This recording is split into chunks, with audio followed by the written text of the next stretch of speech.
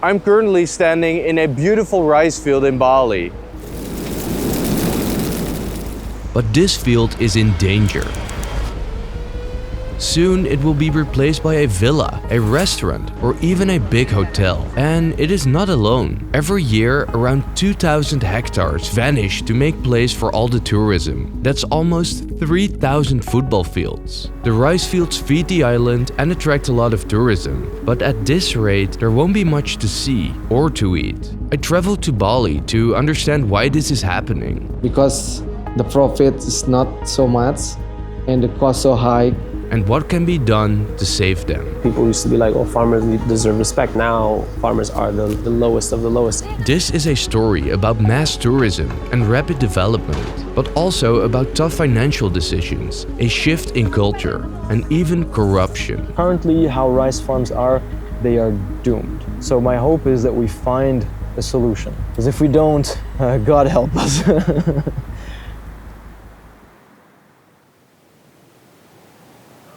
Bali's rice fields have been around forever, over 1,000 years. They are vital farmland, but also part of its identity. It's why they are one of Bali's biggest attractions. They show up in travel guides, on postcards, in Instagram feeds. Can't park there, mate. Tourists love them. That's why every year, more and more people are visiting Bali. But they also need places to stay. Ironically, what draws them here is the very thing being destroyed to make room for them. Especially in popular tourist areas like Canggu, the changes are significant. In just a short period of time, the landscape is unrecognizable. So I grew up coming to Canggu we'd come to surf and would come to get away from the Seminyak Kromokan area, which was a bit more, developed. And, back then we thought it was the epicenter of development, where the peak.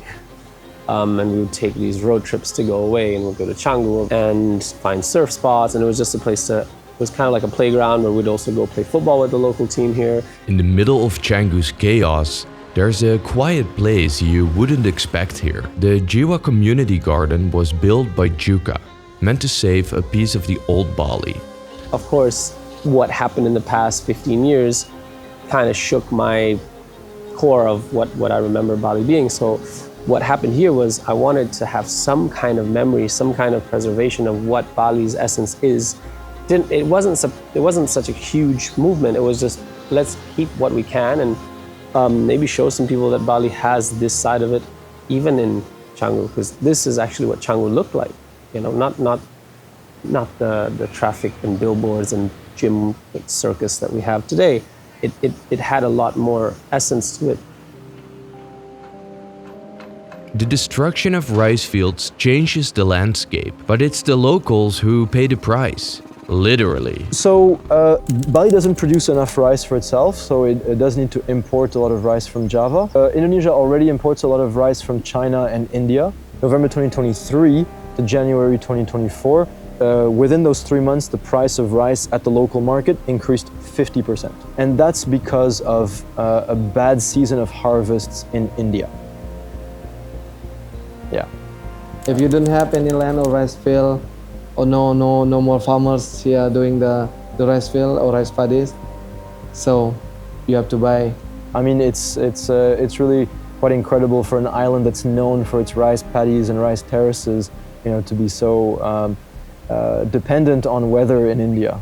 Almost all of the rice produced in Bali is for local consumption, but production on the island has been on a downward trend for the last few years. And because rice is the most important food source, more and more has to be imported. That will raise the price and therefore the cost of living. And that's a problem. COVID painfully exposed Bali's dependency on tourism. People were literally starving. Now, the island is thriving again. But if the rice fields keep disappearing, Bali's reliance on tourism will only grow. Balinese people are reliant, their livelihood is reliant on your pocket, which is insane. Like, my life relies on whether you have enough money to fly to my fucking country or not. It's like, what's wrong with this mentality? It makes no sense.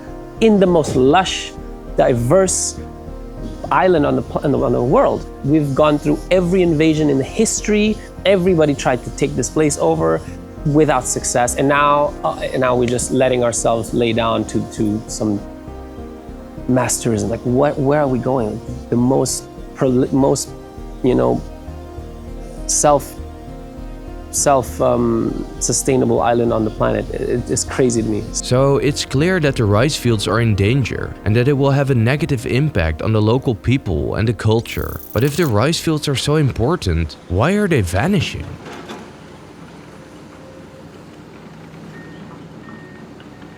The next generation, so the young generation, is not interested to as a farmer. Maybe, as you know, in Bali there's also like two main sectors that people like usually work on. One is farming, and the other one is tourism. And then a lot of people see that tourism is more attractive, and then can also give kind of more income. So they're thinking they will, I have to work in this place. I get more money. Maybe from the perspective of the farming also, it's kind of have dirt, a lot of interaction with the field, and then get hot during the day, and that maybe that's make people not really interested. And the price is getting down, so like they make it frustration.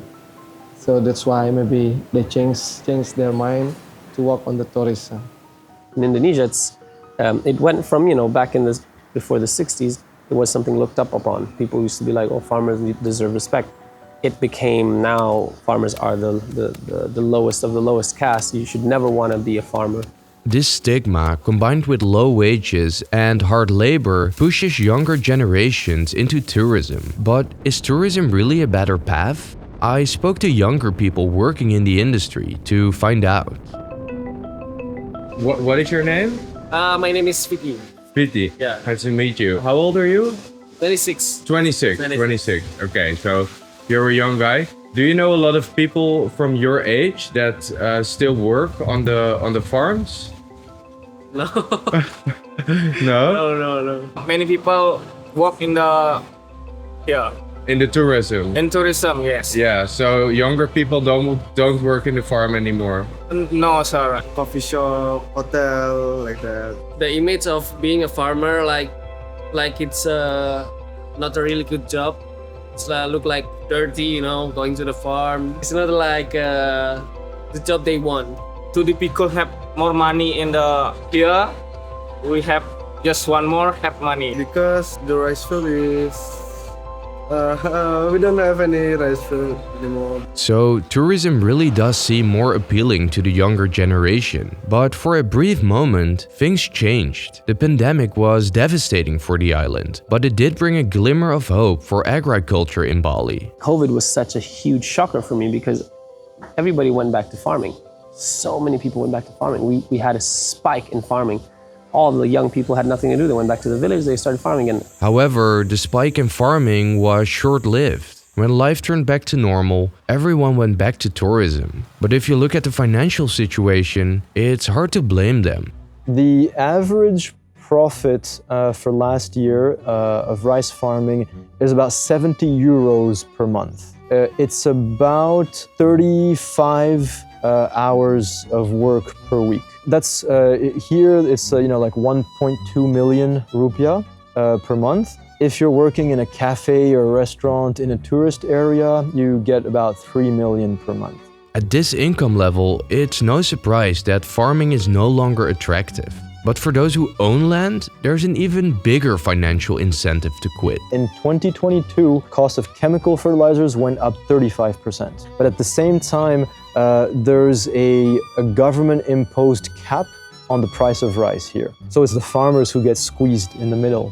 For 3,000 square meters, you can sell that for like 200,000 euros. Divided by 70, how many months is that? In a lifetime, maybe in 3 lifetimes, you would make that amount. So anyone in that situation, it's such a no-brainer. And with no real government support, many farmers see only one option left. There is so little, like if anything at all, being done to make sure that doesn't happen. Like there is no support or support structure from any government or local government.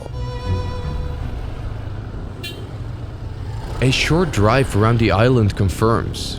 Land is being put up for sale or lease everywhere. But zoning legislation is in place to preserve Bali. Bali's green zones are meant to be untouchable. These are the areas set aside for farming, where rice fields should be safe from development. At least, that's how it looks on paper. In reality, not all green zones stay green. Suddenly, what was once protected farmland is now up for sale to the highest bidder. Without this getting, too political, or there's so much money involved.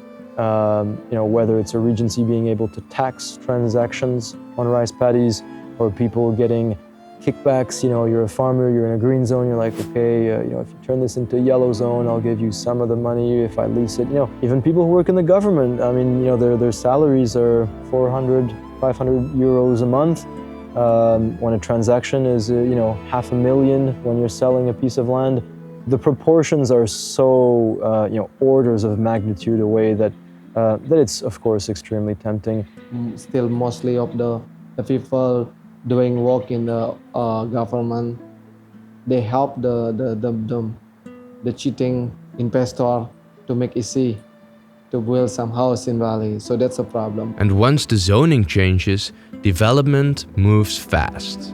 We went from doing things for a slower type of tourism and lifestyle to a just flat out as fast as possible, sell as fast as possible, build as fast as possible. Quality doesn't necessarily matter too much because that's not what people are here for anymore.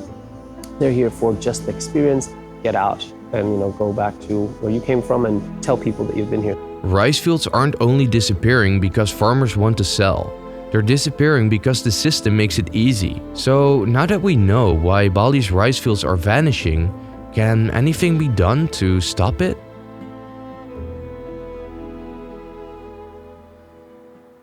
Right now, the choice between working as a farmer or in tourism is an easy one. Farming is simply unable to compete. But a new approach is hopefully going to change that. We learned this from an amazing team, which was actually a joint effort from the Netherlands, Wageningen University, and Brawijaya University in East Java. And they had been researching for the last 9 years what is now actually the most studied regenerative rice farming technique in the world. It's a farming technique called complex rice systems. Literally, we relearn how to work with nature. That's what regenerative farming is. No more chemicals, no more inputs from off the farm. You rebuild the ecosystem of a farm, and magically, by doing that, you actually increase biodiversity, water quality, air quality, and yields. Complex rice systems allow for lower costs and better yields. It should make farming more attractive, and I actually got to see this technique in practice. Welcome to today's Gotong Royong. And We're back. We're back. After long rainy season. So thank you for coming for today's Gotong Royong. And in today's agenda, we're gonna help the farmer making a compost pile. Gonna make like some layers, like we make the hamburger, but we replace the ham and the bread of course with the rice straw. And then we use cow manure and some greens. We make this compost, of course, like to give back the nutrient that the soil gave us when we grow our rice. And we also make the farmers realize that there's other way to use the rice straw rather than just burn it. Because the burning is not good for the soil. Yeah, it's not good for the soil, it's not good for us either. Yeah, like, and the neighbors are burning. yeah, it's not burning, it's a good example. Yeah, that's the bad example. So we try to make a good example, I can say. Awesome. There are no more young generation who like to being farmers. Yeah, I heard. So the average farmers now in Bali, I think Indonesia is like 50, 60. And then if there's no farmers in the future, there will be no food and there will be it's really bad, right? Yeah, so that's a problem. Here in Astungkara, we would like to make farming sexy again. I like that. So that's why you see most of our team are young and sexy. So, yeah. So I'm currently helping out on the farm. It is scorching hot. But yeah, it's important work because apparently burning the soil is really bad for the land. And we're making piles so the land can stay nice and fertile. It is scorching hot right now. So we hope in every 100 square meter they can have more yield than they just plant the rice. Maybe that's the hope. So we hope that with this system we can increase the profit for the farmer, because it's not also use the chemical, it's just use the surrounding material. So that means it's decreasing the cost. So they can get more margin. If we are able to do this here, because Bali is so known, if we can actually create here the first regenerative island in the world, then it will serve as a beacon of hope. Systemic changes must also happen. Changing zones should become more difficult, but for the first time in years, the government is cracking down. The new governor of Bali is changing things. There was a recent case in the news, all right, that you heard in Park Ubud, or a very famous Russian village that was built on rice paddies has been closed, actually. And the founder, the director of the company who built this this place is currently in jail, actually. And that's huge. That's a big warning message to everyone who's building illegally on protected rice paddies is now at risk. So after working on a farm myself for a few hours, I can safely say it is insanely hard work. So if we want a younger generation to keep doing this very important job, like providing food for the island and preserving the essence of Bali, it needs to at least be able to compete with tourism. I think initiatives like Astun Caraway and the Juka Community Garden are very important steps in the right direction. Together with government crackdowns on illegal zoning and perhaps even some incentives, it might be possible to turn the tide. But one thing is certain, it's definitely not going to be easy. What our initiative doing now is try to engage with the young farmer, and then finger crossed. I really believe it's not too late to, at Astun Caraway. That's why our organization is literally the word hope. There's this is what we wish to bring, what we wish to cultivate is hope that there's still a way. My hope can keep green and the rice field continuing. If you love your land and if you love your culture enough, then that's what you do. And money or not money, you go through those obstacles. So we need a reform. For now, I would really like to thank everyone that worked with me on this video. This was a very fun but difficult project to make. Thanks everyone for working with me on this project. And if you've made it this far, please consider liking the video and subscribing to the channel, because it really helps me out a lot. And as always, I really hope to see you in the next one. Thank you.